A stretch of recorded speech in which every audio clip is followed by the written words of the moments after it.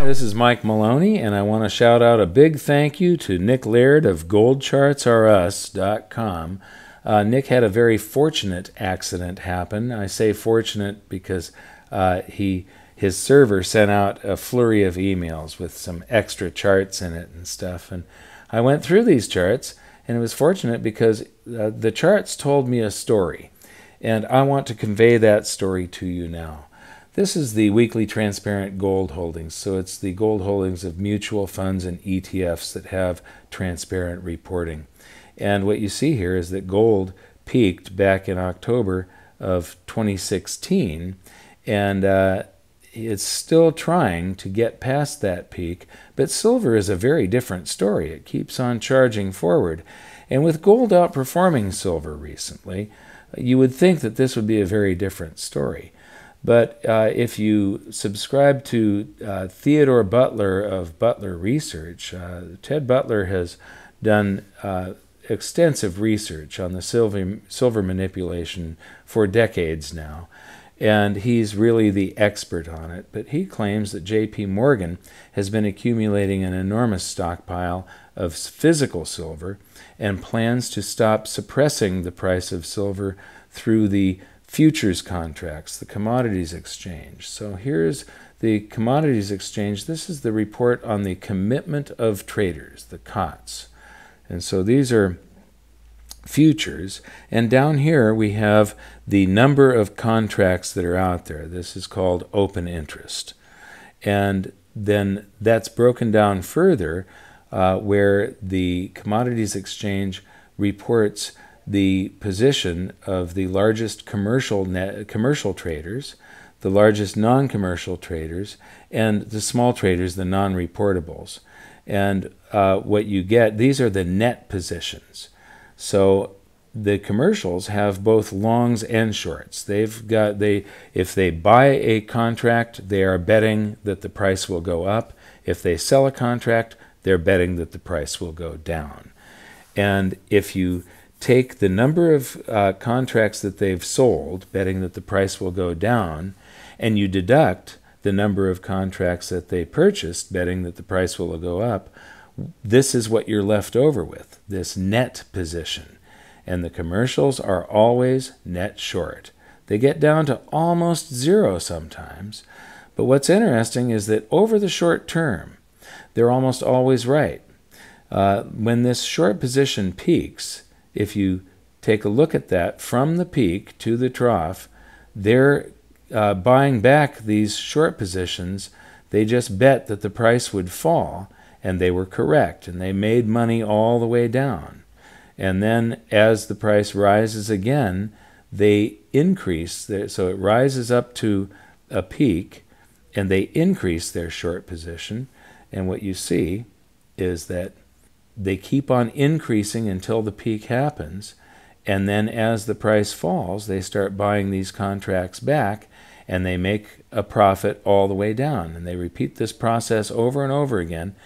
And in Ted Butler's research, what he found is that J.P. Morgan has never lost on a contract, that they have always made a profit since they took over the short book from Bear Stearns when Bear Stearns collapsed during the global financial crisis of 2008. Bear Stearns used to be the largest manipulator, and J.P. Morgan took over that job.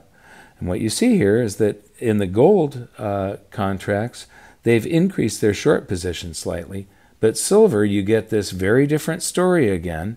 They've decreased their position.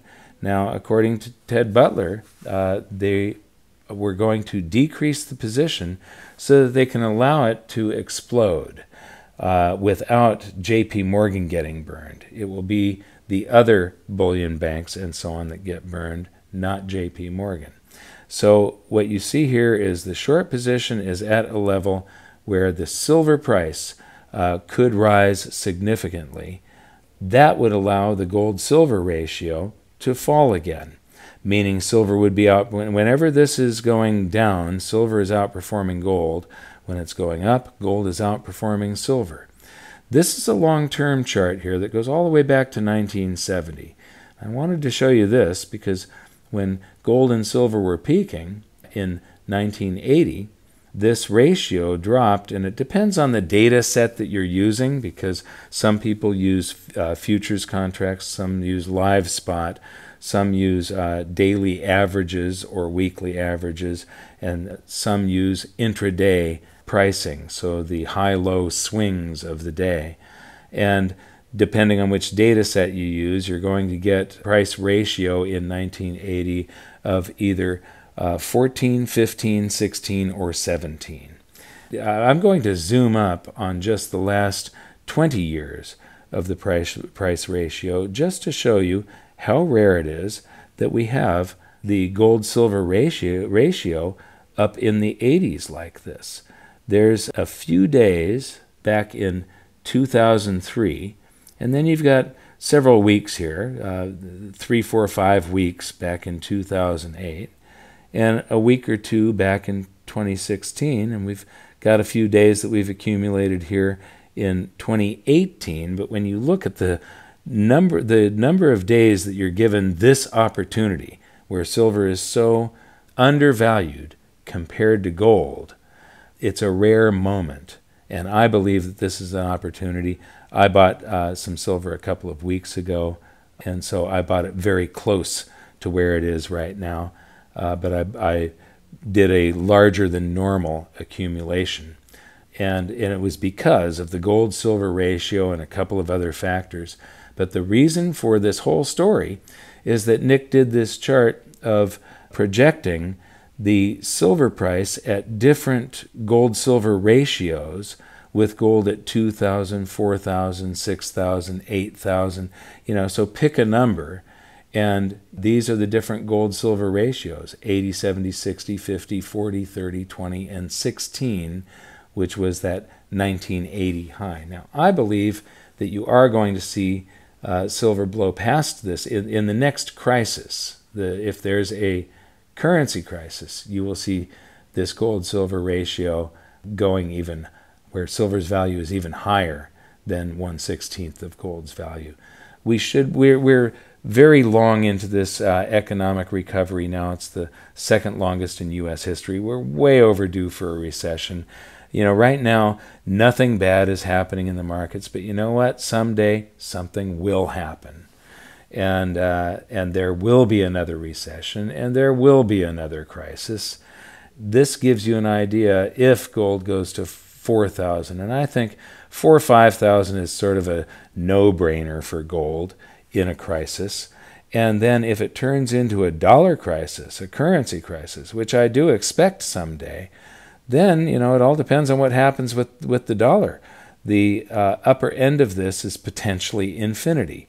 I'm not saying it's going there. I don't give any investment advice. I just tell you what I'm doing, and I tell you what some of the facts are, some of the data.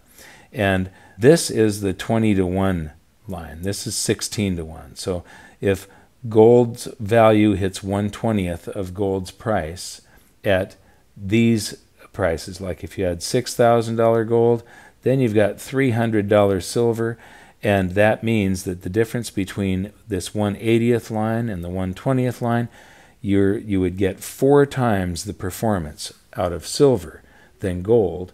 And we're at one of these rare opportunities where silver is very, very undervalued right now. And that was the reason that I made my purchase a couple of weeks ago. So if you got anything from this, I want to thank you for listening. Please give us a thumbs up and subscribe. And if you're already subscribed, click that little bell next to the subscribe button to make sure you're on the list to get any new videos that come out as soon as they come out. Thank you very much, and we'll see you next time.